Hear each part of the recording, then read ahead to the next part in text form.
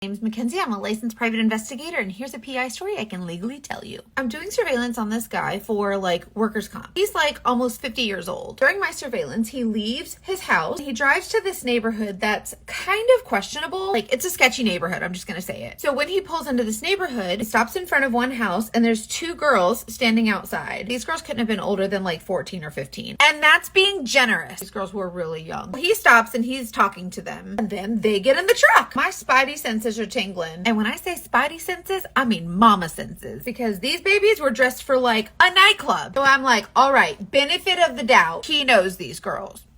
First rule of being a PI, never assume. But mama was on high alert. So I follow his truck and they pull into a nearby Hilton, like the hotel. Well, my subject goes into the lobby and leaves the girls in the truck. So I'm okay, this is fine so far. I can still see the girls, so it's fine. Well, then a couple minutes later, my guy comes back out to the truck and he retrieves the girls and ushers them inside. I'm sorry, but it does not take a rocket surgeon to figure out what is going on here. So now I'm stuck with a dilemma because I'm bound by Chapter 493 of the Florida State Statutes. I'm not allowed to say anything about an investigation, and that includes illegal activity. But obviously I still have discretion. Well, so then I'm thinking, okay, now I need to call my client and maybe ask for permission to call the local authorities out here. But then the client might be embarrassed if the subject finds out that he was being investigated. And all these thoughts are going through your head in a matter of seconds as he's walking these two little girls into this hotel. So I let him get a few beats ahead. Y'all, they could have had my license if I was wrong. But I walked up to that front desk with my little PI badge. I slammed it down on the counter like I'm somebody. And I said, I need that man's room number right now. Well, I guess I scared her. She rattled off that room number quick. Well, then I panicked for a minute because I thought I was going to have to work on that for a little bit. Well, then I went back to my car and just continued surveillance. Then the local PD showed up. Just all willy-nilly coming up to the hotel. They got an anonymous call. Must have been a concerned citizen nearby. An astute observer for sure.